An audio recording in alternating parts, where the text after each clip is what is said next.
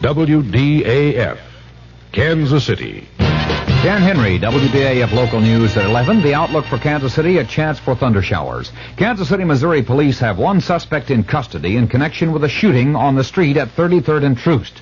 2 women were injured. They have been identified as 30-year-old Joan Oglesby of 2139 East 15th in Kansas City, and General Hospital lists her condition as critical, with gunshot wounds in the chest and stomach. The other is identified as Kay Sue Hammond of 5814 Olive in Kansas City. Hospital authorities say she is in fair condition with gunshot wounds in the pelvic area and right leg. The identity of the suspect in custody in connection with the incident is not known. Police are still investigating. A class action suit against the Kansas City, Missouri Board of Education and the Kansas City Teachers Union has been filed on the docket of U.S. District Court Judge Elmo Hunter. The suit was filed on behalf of his sons by the father of 2 boys who attend Southwest High School, asking the judge to order schools opened and teachers to halt the strike. A hearing was set for April 25th. Norman Hudson, president of the Kansas City Teachers Union, sits in jail tonight, his first in a 10-day contempt of court sentence, and all negotiations between teachers and the board are being handled by a federal mediator. In Kansas City, Kansas, teacher talks are to resume immediately, according to Superintendent of Schools Dr. O.L. Plucker, but negotiations between the NEA, representing Shawnee Mission teachers, and that district school board appear to have been stalemated, with teachers apparently demanding more than the 10.5% increase reportedly offered by the board. WDAF News Time, 11 o'clock.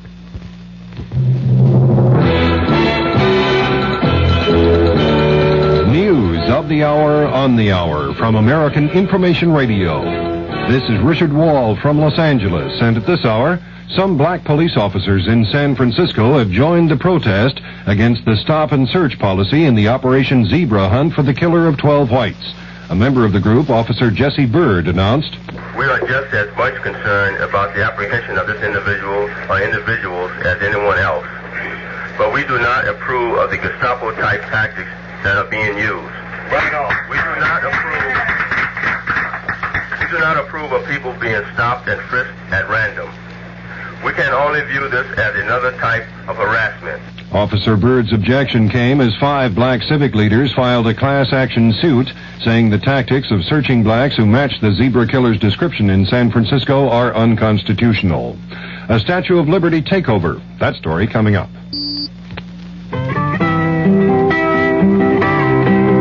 In the breath of a child lies the hope of our land.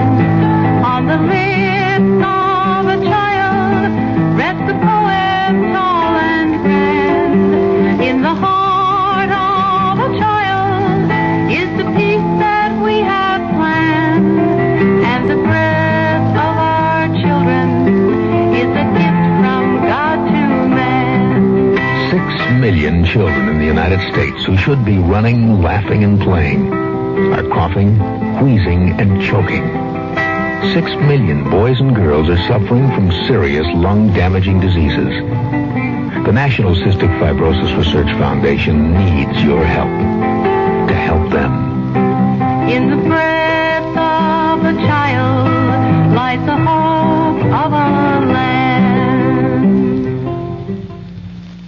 A group calling itself the Attica Brigade has taken over the Statue of Liberty in New York and promises to stay the weekend, demanding impeachment of President Nixon and protesting what's called social injustice in the U.S.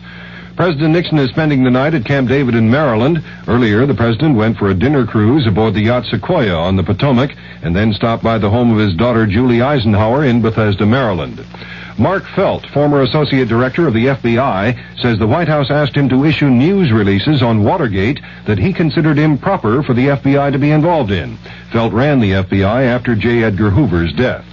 The defense has rested its case in the perjury conspiracy trial of John Mitchell and Maurice Stans in New York. The prosecution will present rebuttal witnesses Monday. Israel and Syria disagree on losses in the first major air battles in the Mideast since the October War.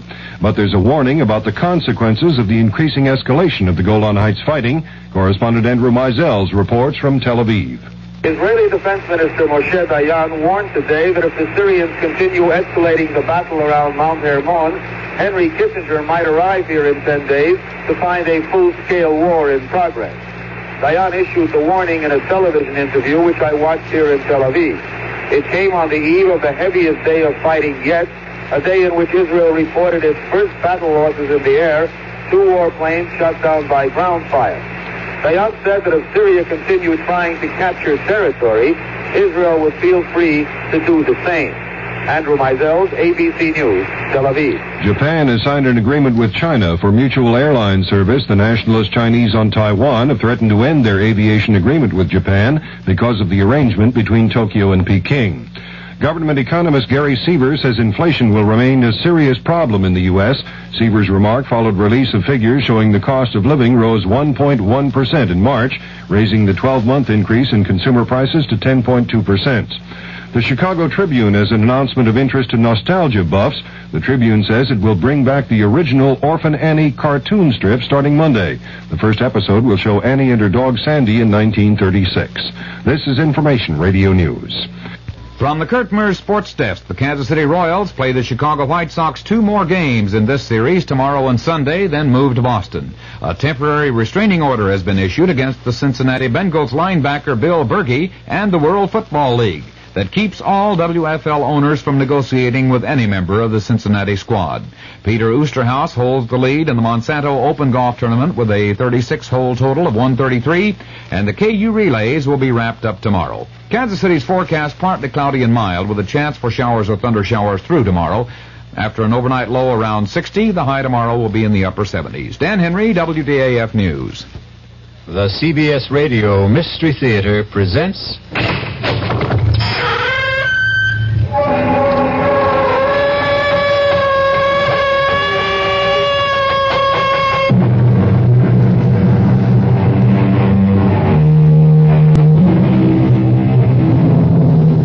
Come in. Welcome. I'm E.G. Marshall. Welcome to the fear you can hear. Welcome to the world of your own terrifying imagination. The art of the double cross, unfortunately, has become part of the fabric of our lives. In espionage, however, it is almost a lifestyle. In the world of spies, for the left hand ever to know what the right is doing is unthinkable.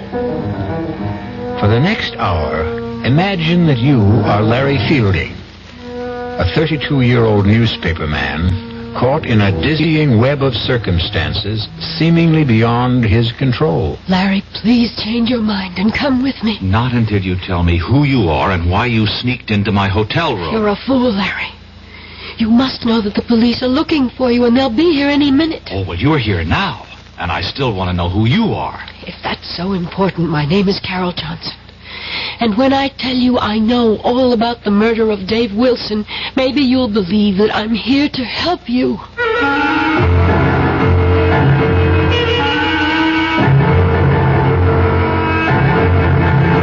Our mystery drama, The Lady Was a Tiger, written especially for the Mystery Theater by Murray Burnett, stars William Redfield. It is sponsored in part by Anheuser-Busch Incorporated, brewers of Budweiser, and by the Kellogg Company, makers of Kellogg's Special K cereal. I'll be back shortly with Act One. Hi, I'm Goldilocks, Ms. Goldilocks, if you please, and I'm a professional taste tester. Here at my taste test laboratory, that's TTL for short, I taste test everything from porridge to diet drinks. Actually, there's not that much taste testing in porridge these days. There used to be. Once upon a time. I mean, that's how this Ms. got into the biz. But lately it's been diet drinks. I mean, with so many diet drinks going sugar-free, I've been really busy conducting taste tests. A rather unbearable assignment, to be sure. But then I discovered sugar-free diet 7-Up. Fresh, natural, delicious. My only problem is that sugar-free diet 7-Up tastes so good that it broke my Goldilocks diet drink taste-o-meter. Well, sugar-free diet 7-Up certainly has my seal of approval. This one's just right. Don't let anyone con you into thinking it's wrong to turn in a heroin pusher. You're not ratting. You're doing your part to wipe out one of the most insidious epidemics racking our country today. So don't let anyone kid you. If you really care about the quality of life, if you really care about improving society, you'll do everything you can to get the heroin pusher off the street and into jail where he belongs. If you have information about a drug pusher, use the heroin hotline. The number is 800-368-5363. That's toll-free from anywhere in the country. The number again is 800-368-5363. A trained operator will answer your call, take your information, and pass it on to experienced federal agents who will investigate. You'll make your own special contribution toward helping us wipe out what President Nixon has called public enemy number one. Call 800-368-5363.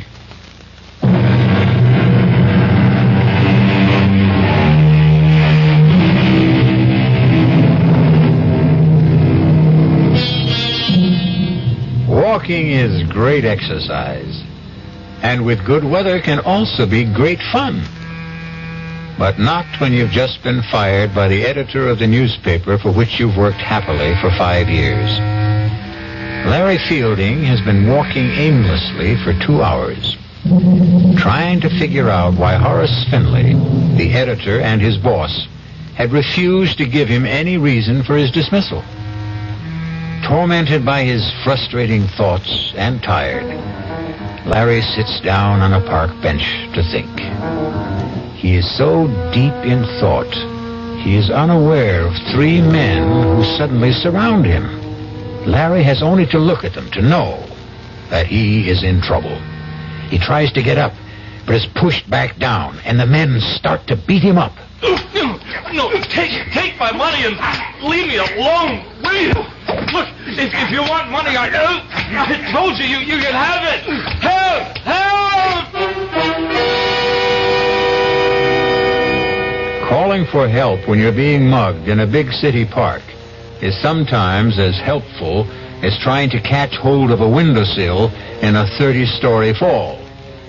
But this time, there was a miracle. A stranger has seen the attack and rushes to help. Hang in there, man! Here comes... That's a nice jaw you have there, fella. You need a lesson of chicken. That took care of them. They're gone. Oh, thanks. Let me help you up. Thanks, mister. Thanks a lot. I tell you, I was in real trouble. My pleasure. Did they get your wallet? I don't know. No. I got a lot of bruises, but they didn't get a thing. Say, you're a pretty good scrapper for a guy my age. Well, yeah. Hey, what are you, a karate expert? Oh, just keep myself in shape. You sure do. Listen, can I do something for you to show you I really meant thanks? You certainly can. How about coffee? Oh, sure, but that's nothing. What I meant was... I know what you meant. My name's Dave Wilson. Oh, good. I'm Larry Fielding. Oh, come on, Larry. Let's have a cup of coffee.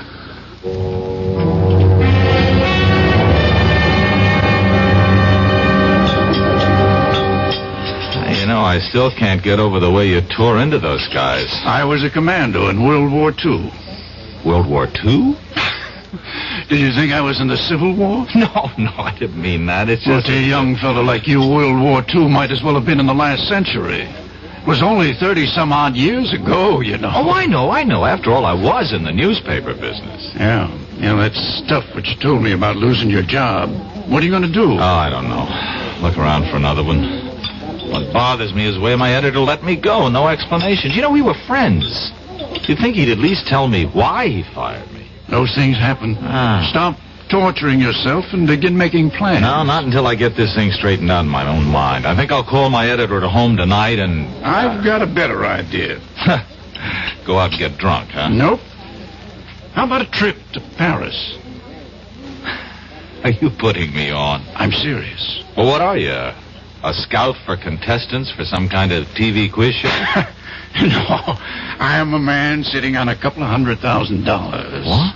And I need a guy just like you. Now, look, I'm a newspaper man. Anytime a stranger starts talking about a trip to Paris and a couple of $100,000, I, Walk away without even listening? Yeah. Even if the man just happened to maybe save you from being mugged, robbed, and beaten up? Okay, all right, I'll listen, but believe me, that'll be it. Fair enough. First, here's my card. Oh, David Wilson, Calridge Imports. I never heard of him. You can call and check me out. I told you I was in World War II. Oh, look, I'm grateful to you, but you're wasting your time. Why don't you shut up and listen? You've probably heard about the millions of dollars in artworks and precious jewels that the GIs liberated during the last days of the war. Liberated, sure, yeah. Well, I've heard stories. Well, most of them are true. One that I know in particular certainly is. Did you ever hear of the Lancer collection? Lancer. The Comte de Lancer came from an old French family. And the Lancer collection is a fabulous assortment of diamonds, rubies, emeralds, and other precious stones, which were seized by the Nazis when they swept through France in 1940. A pal of mine, not a commando, happened to come upon the collection when the Americans were driving the Germans back in 44. Wait a minute. And he liberated it? Exactly. He and a distinguished Frenchman named Henri Thiel. Oh. Professor Henri Thiel? The archaeologist? That's the man. Oh, come on. He wouldn't, You were saying something? No, nothing. You were about to say he wouldn't get involved in anything crooked, weren't you? Yeah, something like that. You're right, he wouldn't. But he was younger. The world was quite different then. And my GI pal was a most persuasive guy. They decided to bury the Lancer collection. They did. They drew a map. And today, Professor Thiel is the only possessor of that map. Uh-huh. And, what happened to your nameless friend? He's dead. Professor Thiel wants to return the jewels. But that's easy, isn't it? Not if the professor doesn't want embarrassing questions asked about how he came by that map in the first place. Oh. What about you? Calridge Imports is a highly respected and reputable importing firm. I want to keep it that way. Oh, so do I, even though I've just been fired. You haven't heard what I'm asking you to do. Well, what? Come with me to Paris. You're writing a story on Professor Thiel. He's good material. You'll grant me that. Yes, yeah. You'll interview him, naturally. During the course of that interview, he'll give you a slip of paper, which is a map showing the location of the jewels. You'll later deliver it to me. And that's all you have to do. You, mentioned something about sitting on hundreds of thousands of dollars. That's right. The Lancer collection is worth that and more. I'm sitting on it. I intend to return the jewels and collect a reward. If you want to share in that, you deserve it. Mrs. Wilson, the report is positive. Fielding has agreed to go to Paris with me. He bought the story about picking up a map showing the location of the Lancer collection. Operation successful.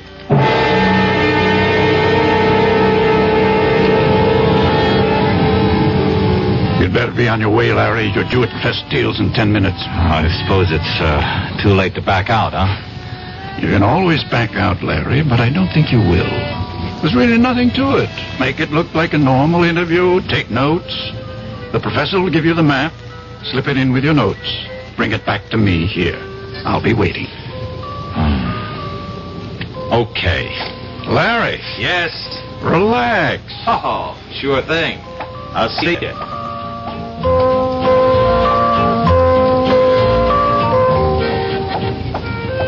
Would Monsieur mind if I join him? I wouldn't mind at all, but I don't think I'm what you're looking for. Oh, but Monsieur is exactly what I seek. Exactly. And just what is it you're seeking? To warn you that you are in grave danger. Why don't you come off it with that phony accent? If you've got something to say to me, say it. Would Monsieur buy me a Pernod? Sure. Garçon, Pernod, please. Monsieur, it is very difficult for me. I do play a role, as you have guessed. And I am not here by chance. You must leave, and quickly. Your Pernod, monsieur. Not for me, it's for the lady. And for you, I have a knife. Go, mademoiselle, go. But he's going to die. Do as I say. There'll be no problem. Simply put his head down gently on the table. So. And people will see another drunken tourist.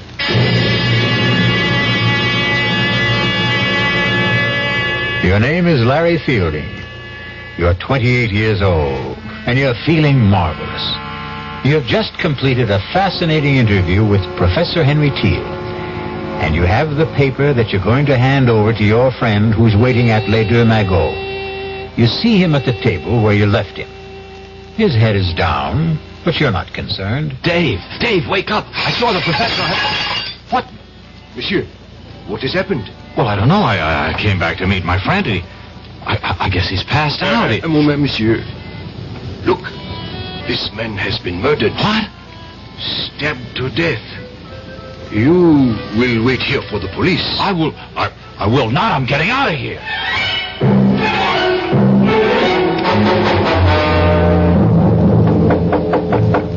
Who's there? It is I. Open up. What's the matter? What happened? The other American. The young one. He got away. You let him go? He panicked. Ran. Now what? He'll probably go back to his room at the Dauphine. You will check. But aren't the police looking for him? I hope so. I gave them a complete description. And what do I say to them if they find me in his room? Calm, a beautiful young lady like yourself. Get to him and find out where the paper is.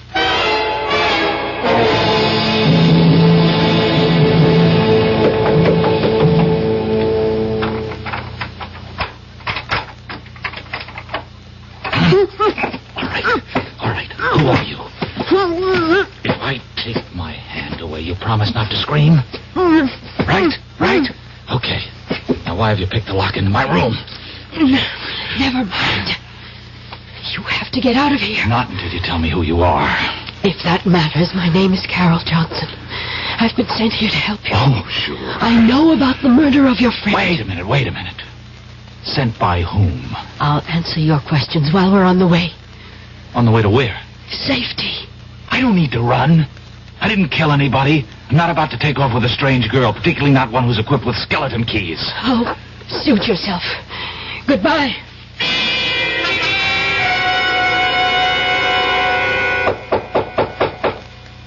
Come in. Monsieur de Ransfielding. Yes? Inspector Victor Roux, Sûreté. Oh. You will please come with me.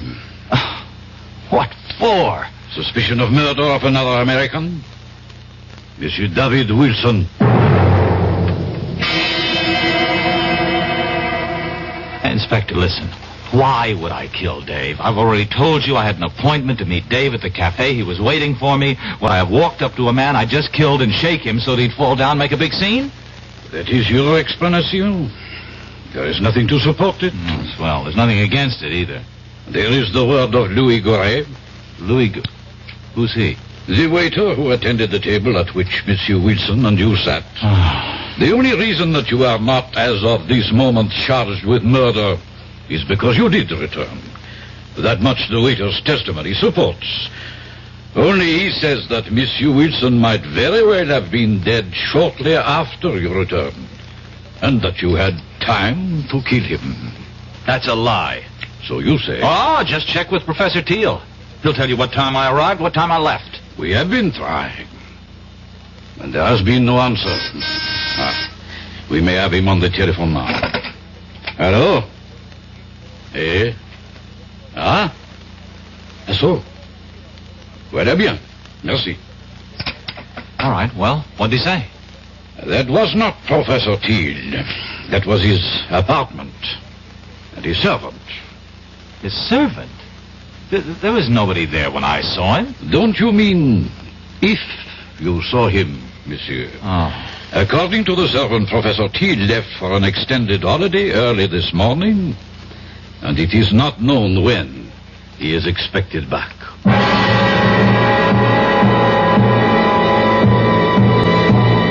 Your name is Larry Fielding. You're 32 years old, and you find yourself in prison in Paris, accused of murder. You know you've been had, and you're dealing with forces that seem beyond your control. You have a million questions, and the only man who could answer them is the man you're accused of killing. We'll be back shortly with Act 2. When you drink beer, do you tilt the glass for long, hearty swallows? Or just tip it and sip it? Well, sipping's the thing for wine. But Budweiser beer is a hearty drink, brewed for zest and character. The best way to enjoy Bud is to drink it. Not chug a lug, just man-sized beer drinker swallows. That's when that famous Budweiser taste, smoothness, and drinkability really come through. Smoothness and drinkability that come only from natural carbonation and exclusive beechwood aging. Smoothness and drinkability, too good for any half-hearted sipping. So drink up. You'll see that brewing beer right does make a difference, and that when you say Budweiser, you've said it all. Anheuser-Busch, St. Louis. In 1919, someone had a big idea. Let's help youth understand big business by starting them in small businesses of their own. And Junior Achievement was born. Each group elected a board of directors, chose a product, set up a production line, sold stock, and went into business. That year, 314 students made and sold products and learned the business of business.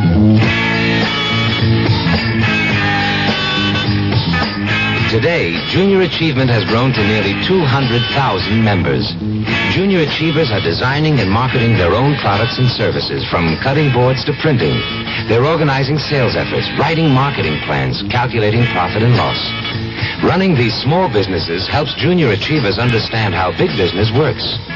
Support Junior Achievement, where youth learns the business of business. Call your local Junior Achievement office.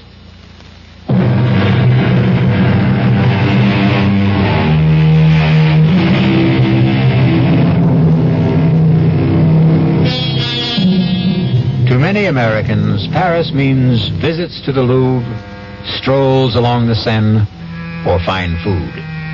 But to Larry Fielding, it means the inside of a prison cell, where he sits accused of a murder he didn't commit. Fielding knows he's been caught up in something that involves more than the recovery of some stolen jewels. However, what he doesn't realize is that he's the key pawn in a deadly game, and the players are about to make some moves. Come. I don't think it's smart to have me come here so often.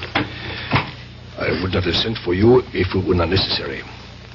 Do you still believe that Fielding knows nothing about the operation? I do. Then where's the document? Well, we don't know he ever had it, do we? We know he visited Thiel. We know that Wilson waited for him at Les Dumagots. We know he came back there.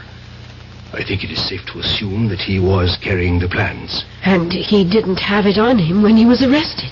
Roger arranged to be there when Fielding was brought in and searched.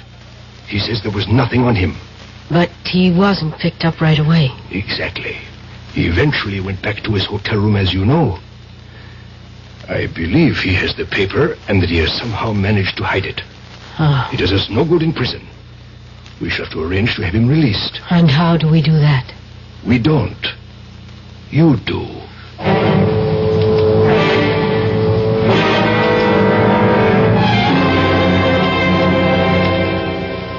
Sit down, mademoiselle. Your passport says Carol Johnson. That's right, Inspector. And I am told you are in my office because of the unfortunate incident in the Café Les Dumagots. Yes, Inspector. I just had to come here to tell you you have the wrong man. Ah? And how do you know that? I'm studying at the Sorbonne. I visit Les Dumagots all the time. I was sitting right there when that man was murdered. Formidable.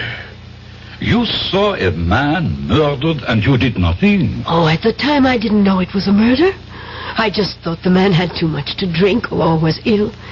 But the reason I know that you've arrested the wrong man is that the murdered man was dead before this young American Fields Fielding. Yes, well, the man was dead before Fielding ever got to the table. Fielding came and shook him, and that was when it was discovered that he was dead. I'm prepared to swear to that, Inspector. Of course you are prepared to swear to this story that you have just told me. Why not? It's the truth. Of course, mademoiselle. Why would a beautiful young lady like yourself lie to an inspector of the sûreté? I'm not sure that I like the way you say that, Inspector. But everything will be all right if you release young Fielding. You have told me you will swear to this statement of yours in court. Therefore, I have very little choice. Ah, good. But, mademoiselle, I have been the police officer for 20 years. Long enough to know that witnesses who appear late with an alibi for an accused murderer often have reason. Oh, that's ridiculous. And I also wish to warn you, mademoiselle, that the Sûreté considers this a very much open case. That is the business of the Sûreté. Au revoir, Inspector.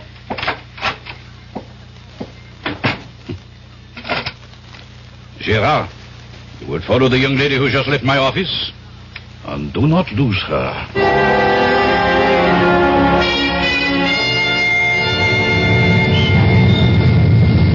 Hello there. Oh, it's you. Want to give me a lift? Well, I suppose I owe you something for getting me out of jail. Taxi! Taxi! Here, we got one. Hop in. Oh, thanks. Driver, Hotel Dauphine. Well, you look pretty good for a jailbird. You look pretty good yourself for... Come to think of it, what are you? An American girl in Paris trying to make a living. What are you? An American in Paris in need of a bath, a drink, and some food. You know, you're not bad looking. Oh, thanks. While we seem to be exchanging compliments, can I say you're about the best-looking girl I've seen since I've been here? Thank you. Now that we like each other so much, don't you think it's time we started telling each other the truth? Yes, I'll buy that.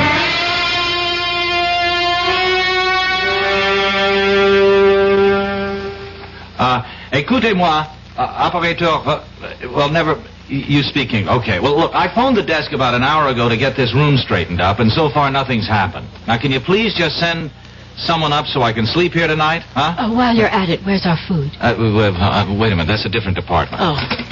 I'll have to call room service again. Oh. Maybe you won't have to bother. Entree. Your dinner, monsieur. Madame. Merci. Monsieur would like me to serve. No, thanks. No, I think I can handle it myself. As monsieur wishes. Wait a minute.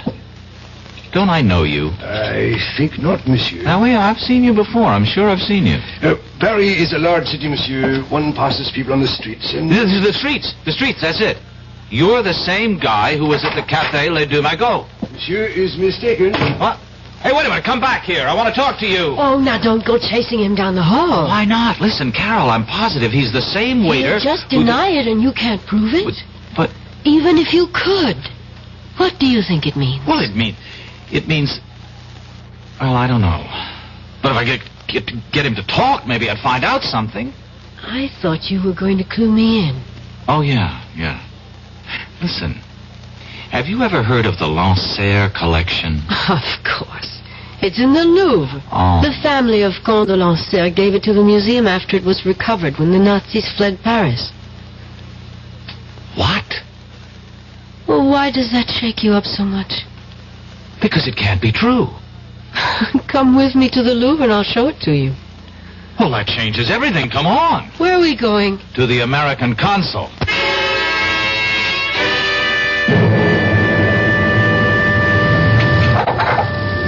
Well? Unbelievable. What? Simply unbelievable. Do you know what the consul told me? I predicted it, didn't I? Yeah, that's right. Mm-hmm. He didn't want to hear about it at all. Just advised me to forget the whole thing and leave France. Incredible. Well, not really when you understand that he doesn't know what you're talking about. But you do. Some of it. Okay, take me back to the hotel. Any reason? I'm taking the consul's advice. If nobody's interested, I'll go back to the States. Oh, now that they've cleaned up the room so nicely, you're leaving.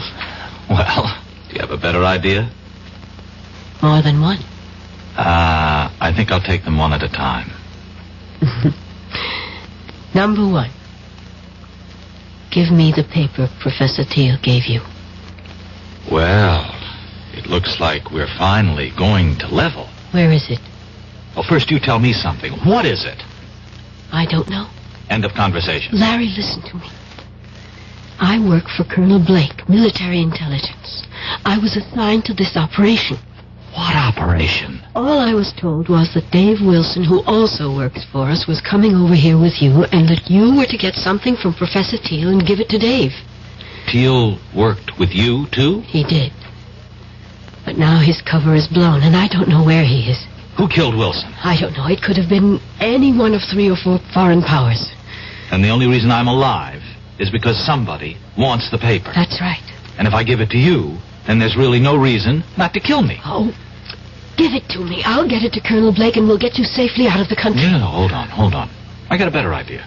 I'll go with you to Colonel Blake, and we'll give it to him together. No, that would be too dangerous. To whom? Will you please trust me? Give me a reason. Please, where is the paper? I burned it. You expect me to believe that? Why not? You expect me to believe everything you tell me? You admit you had the paper. And somehow, between the time you ran from Les Deux Magots, you managed to hide it in a place where experts have been unable to find it. I told you I burned it. And you know that's a fairy tale that no one will believe. I don't care whether you believe it or not. Now, are you coming with me? Where? To talk to your Colonel Blake. He won't see you. Oh, I think he will. Goodbye, Carol. It was nice knowing you. I think. You will kindly step back into your room, Monsieur Feeling. Now, wait a minute. Move. Let me introduce myself. I am Major Simonovich. Oh, of the GPU or the NKVD? Does not really matter. What matters is that you and I have something to discuss. I warned you. Yeah, sure you did. Just like a rattlesnake does. I do so dislike dealing with amateurs. This is strictly a business. You mean you want to make a deal with me? Correction. I mean you would find it wise if you wanted to make a deal with us. For the paper? Exactly. Where is it? No, not so fast. Not so fast. You spoke about a deal? You give us the paper, we give you your life. You must really believe I'm an idiot. You people murdered Wilson. That paper is the only thing that's keeping me alive. You have my word. No deal. Do you really believe you have a choice? Carol, call Rodjansky. Make the usual arrangements. We will wait here. Donnez-moi 80-36, s'il vous plaît. C'est ça. Merci. Carol. Yes. Tell me something, will I like Rodzansky?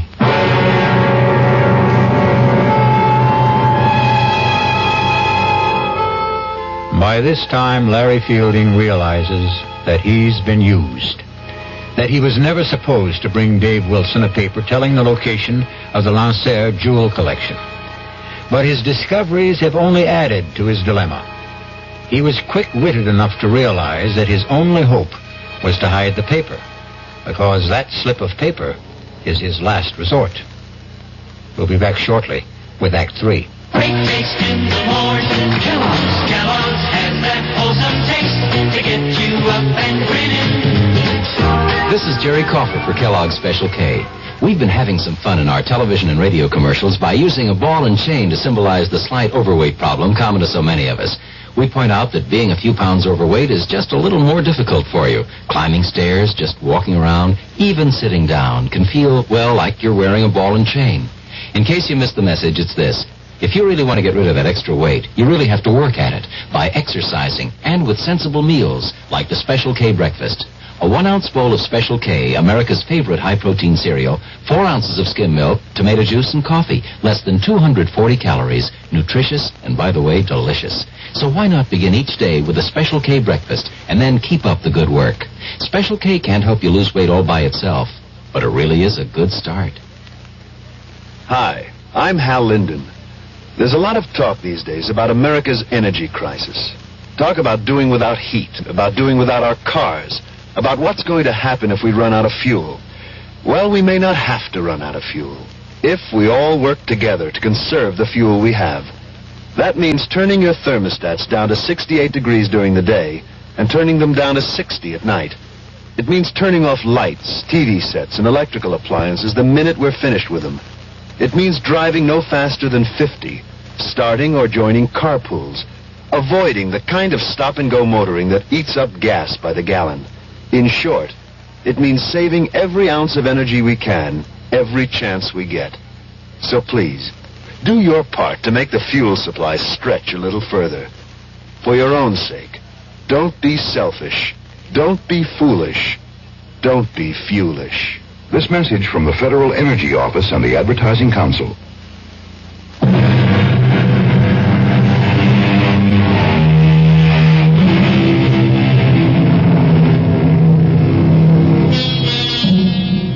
Newspaperman Larry Fielding sits waiting in his Paris hotel room, closely guarded by 3 members of the Russian secret police and the beautiful American girl, Carol Johnson. They are waiting for a man named Rosansky, who might very well be, for all Fielding knows, his executioner. You know we mean to obtain the paper. Rodzansky is a doctor and a chemist. He'll be here shortly. You will be put to sleep painlessly. You'll be taken from here in an ambulance to a safe place, and there you will be injected with sodium pentothal, Fielding. You will tell us. Look, I don't suppose you'll tell me what's so important about this piece of paper? You have heard of the SAM-6 missiles, the surface-to-air weapons with deadly accuracy that we have developed and which were used so successfully in minor wars in Asia and the Middle East? Yes, I've heard of them. Good. We learned that someone whose identity we still seek has invented a jamming device which would render the SAM-6 almost worthless. We don't believe that any such system can be invented, but we do not take chances. We have reason to believe that the piece of paper that you carried away from Professor Teals has the information for building such a device. That will be Rodzansky. Carol, admit him. Of course. Come in, Doctor. This is the patient. Now, look, I really don't think this is necessary. It will be easier if you don't fuss, young man. I don't intend to make... Hold him. Now, his arm. Hold it still. Good. You brought a stretcher? Of course. There. He'll be under in a moment, so we can leave.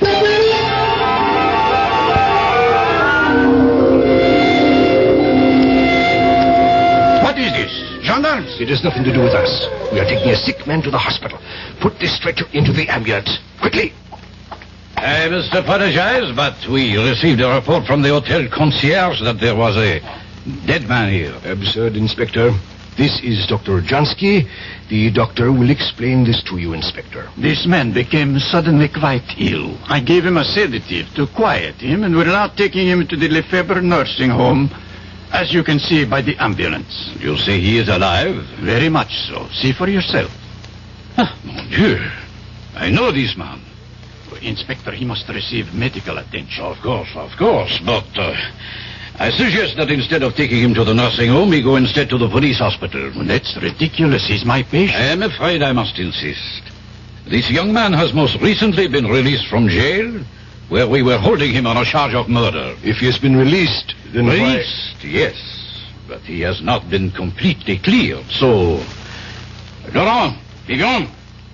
Take this man to the police hospital.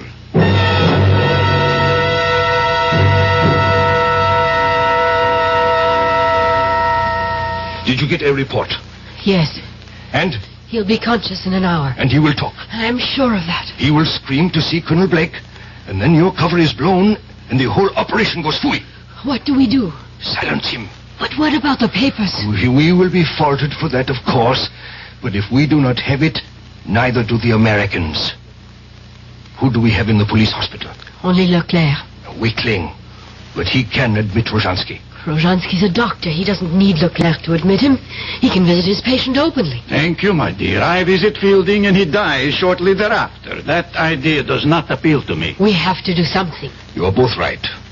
Carol, you will be his first visitor when he regains consciousness. No. Yes, Carol.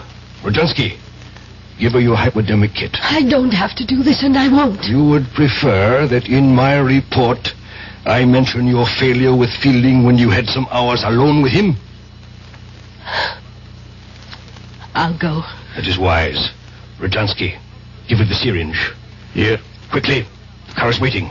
And Carol, if you should decide, or even think about changing sides, it would be most unwise. You know the French police are still most interested in the person who murdered Wilson.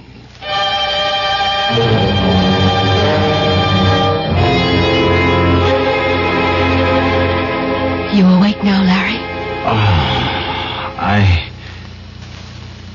Oh, no. Wake up and listen to me, Larry. What? You've got to listen. Try to understand me. Wait a minute. What kind of a place is this? You're safe. It's a police hospital. All right, but how did you get in here? Where's Rodzansky? Look, I can understand how you feel and why you don't trust me, but the truth really is that I am a double agent. Oh. Do you understand what a double agent is? As near as I can figure out, a double agent is somebody working for two different sides. Yes. And neither side trusts them. Oh. You know, that fits you to a T. You might just be telling the truth. I am. I really work for Colonel Blake, as I told you. The Russians know it. They think I've infiltrated the U.S. military intelligence. But in fact... Yes, I know. You've really done just the opposite. Yes. Worked your way into the Russian apparatus. Exactly. Oh, Larry, how can I make you believe me? You can't. Listen, you were deliberately recruited. Oh. The reason you lost your job was because we got in touch with your boss. He agreed to go along. The men who jumped you were part of the setup so that Wilson could save you. Hey, now, wait a minute. But that doesn't prove a thing. You could have learned all that working for Blake and still be with the other side and... Oh... And wait, now, speaking of Wilson, how about getting him killed? I tried to warn him, but there wasn't enough time. It was either go along with that or blow my cover and endanger the whole operation. And when I wanted to give the plans to Blake, you objected. Same problem if I went with you to Blake or you went to him after we had talked. My cover was blown. Now, and suppose I had given you the plans. How would that have changed the situation? We would have had a phony copy that I would have delivered to Igor and everything would have been fine. And there's still time for me to do that. If you will just believe me and tell me where the plans are. I'd like to believe you. I really would. Please. Where are they, Larry? Get me to Blake. It's too dangerous. Look, you see this. Yeah, it's a hypodermic. It's death. Igor sent me here with this to kill you. Now, do you believe me? Wait a minute. If you don't kill me, and I guess you don't intend to, what will Igor and his friends think? Isn't your cover blown then anyway? Could be, but if I come back with the plans and say that I got them out of you without having to kill you, there's a chance they'll believe me. Uh-huh. Well? I'm thinking. Who are you? One of the hospital guards, monsieur. Oh. Mademoiselle, you have been here some time. How is the patient? Guard. Yes, monsieur? Call Colonel Blake at U.S. Military Intelligence. Tell him I've got to see him right away on a matter of the utmost urgency. Colonel Blake? Colonel Blake. I will inform my superior. Now, you don't have to inform anyone. Just call him. Yes, monsieur. The Major will be disappointed you have not followed instructions. You are a fool. I would have had the information if you hadn't come in when you did. I know what you were ordered to do. What? What's this? A moment of truth, I'm afraid, Larry. Oh, I know how highly the Major regards you, mademoiselle. But I also know what he thinks of me. Tonight will change that. Give me that syringe. Here, right in your arm. Oh, you traitor. I knew. Well, you were telling me the truth. Yes. Yes, I was. And I had to kill him. To make you see it. Where is the paper, please? In my hotel room. Oh, aren't you ever going to stop playing games? You know your room was searched. Let me get dressed and I'll show you.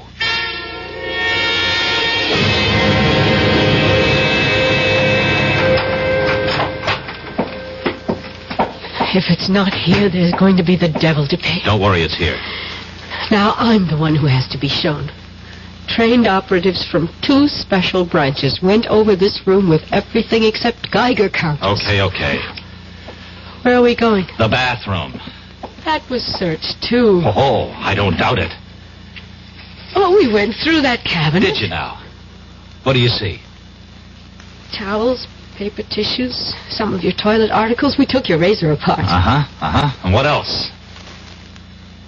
A roll of toilet tissue, unopened. And as the French say, mademoiselle, voila. Oh. And now we unroll this toilet tissue and keep on rolling it, and... Oh, my God. Where did you learn to open a package and reseal it like that? When I was a kid, I was the best clerk in Roscoe's shipping department. Oh, thanks. It was nice knowing you. I really mean that, Larry. Hey, wait a minute. Surely I've earned the right to buy you dinner. I'd like to. Well, you'd better, or I'll start doing some talking. Blackmail? You said it. All right. I'll meet you at Les Deux Magots at 10:30. No way. Let's try the right bank, La Rotonde. That's a date. I'll see you. You better be there. Shirts, ties. Yes, I think that's everything. Come. Oh, it's you, Rodzansky. Are you coming with me? I am staying. Then we shall say goodbye. I do not have much time. The plane for Moscow leaves at... I do not think you'll be taking the plane. Are you insane? You know I've been recalled. Not precisely. What do you mean, not precisely? Moscow feels you have bungled badly. So? It's not the first time that an operation has been... First, you were duped by the American girl. You know she was a double agent? I know now. Did you know before she killed Leclerc? I was not in charge at that time. At that time? Now there are 2 murders that cannot be hushed up. The French police must have a murderer to satisfy the public. Then give them Carol. I only wish that we could. They want you. You have been chosen to be the murderer. I am replacing you as the head of this section. Ridiculous. I won't remain quiet. I have a lot I could and will say to the authorities if Moscow abandons me. Now you listen to me, Rodzansky. I have no time to listen. Rodzansky, wait. Don't... Igor, you should be pleased to know that your dying will serve a good cause.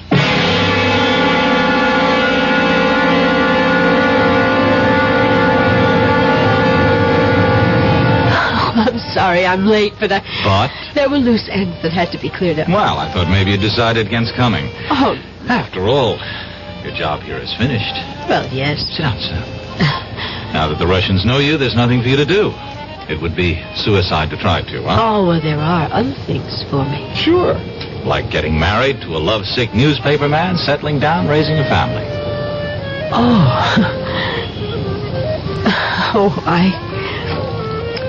I take it I'm your first Matahari. Mm-hmm. First and only.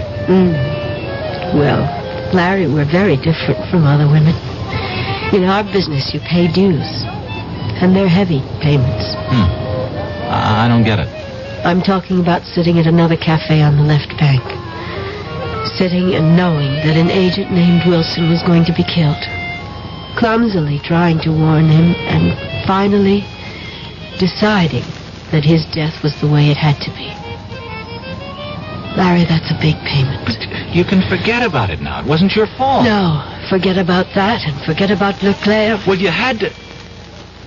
You see, It's even hard for you to say. I had to kill him. No, Larry, I have to keep on to justify those things. But, Carol, listen. Bye, Larry. Thanks for the champagne. But our dinner. I've ordered dinner. At least have dinner with me. Oh, we both know what I have to do.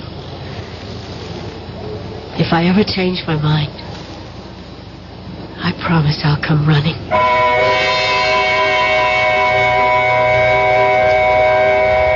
Larry Fielding sat in La Rotonde and watched her walk away. He knew she was walking out of his life. For a moment, he toyed with the idea of running after her and joining her world of spies. He flirted with the idea that he might even be some sort of an American James Bond. But then, the waiter brought the dinner. And to his surprise, he was hungry. And that realization made him wonder about whether or not he was truly in love. I'll be back shortly. Who knows how to help you solve your shopping problems? Your Better Business Bureau knows. I saw this perfectly darling mirror in the showroom, so I bought it.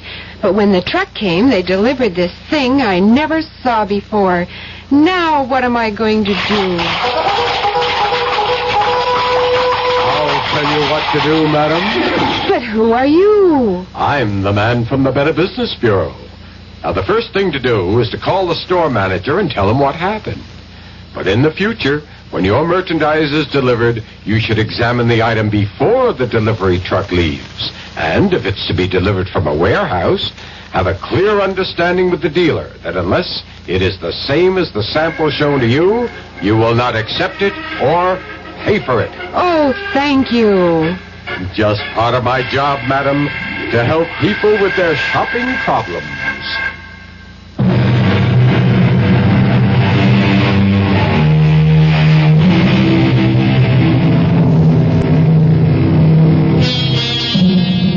Back in New York, Larry Fielding returned to his old job. An old friend and boss, Horace Finley, who was curious about what had happened in Paris. Finley kept pressing Larry to tell him about his Parisian adventure. Finally, Larry said, I'll tell you, Horace. In Paris, the food was good. Our cast included William Redfield, Joan Lorring, Roger de Koven, Ian Martin, and Chris Gampel. The entire production was under the direction of Himan Brown. And now, a preview of our next tale. I really killed that boy, you know? What did you say? I killed him, Mr. Murray. I waited for him in the hallway the next day, and I grabbed him. He was a scrawny kid. It was like wringing in the neck of a chicken. I'd do the same thing again, Mr. Murray, to the next guy who bothers my wife. They've got to learn. You lied to me. Every stinking word you told me was a lie. Don't be sore, Mr. Murray. I couldn't tell you the truth, could I? I mean, you wouldn't have taken the case, would you? Yes. I would have taken the case and told you to plead guilty with cause. No, I wanted you to get me off, and that's what you did. Look, I've got to go now, Mr. Murray. I just want to say thanks again. Oh, you think it's that simple? You think you can just walk out of here? Melanie's waiting for me. She likes to eat dinner early. The girl's always hungry. So long, Mr. Murray. Radio Mystery Theater was sponsored in part by new sugar-free Diet 7-Up. This is E.G. Marshall inviting you to return to our Radio Mystery Theater for another adventure in the macabre. Until next time, pleasant dreams.